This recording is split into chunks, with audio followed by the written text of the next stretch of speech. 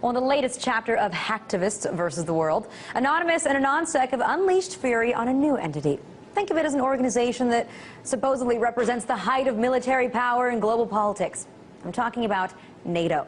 Now, through a string of tweets this morning, Anonymous announced their latest retrieval of data, saying, yes, NATO was breached, and we have lots of restricted material, with some simple injection in the next days waiting for interesting data.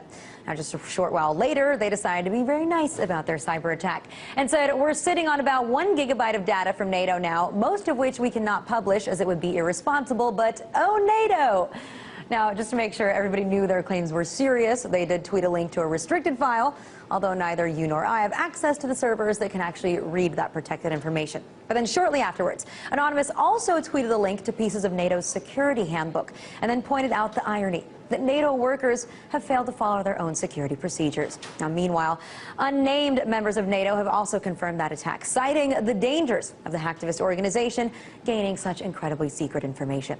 So perhaps a blessing in disguise? Yes, Anonymous did get highly sought-after information from one of the most well-known organizations in the world, but they decided to play the nice card and opted not to release that classified information for now. But NATO isn't the only group that's feeling the burn of hacktivists right now. Even Rupert Murdoch's empire can't hide from the cyber hacking ways of LulzSec.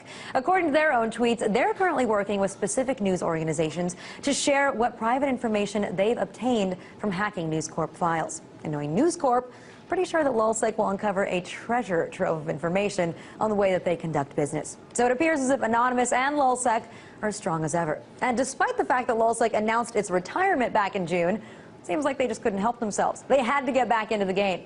But they've also teamed up with AnonSec, so it seems like the hacktivists have realized that they have a lot more things in the world to correct, or at least stand up to. And for that, I'm quite interested to see how NATO and the FBR are going to respond to Anon and LulzSec's efforts to take down some of the most notorious organizations in the world.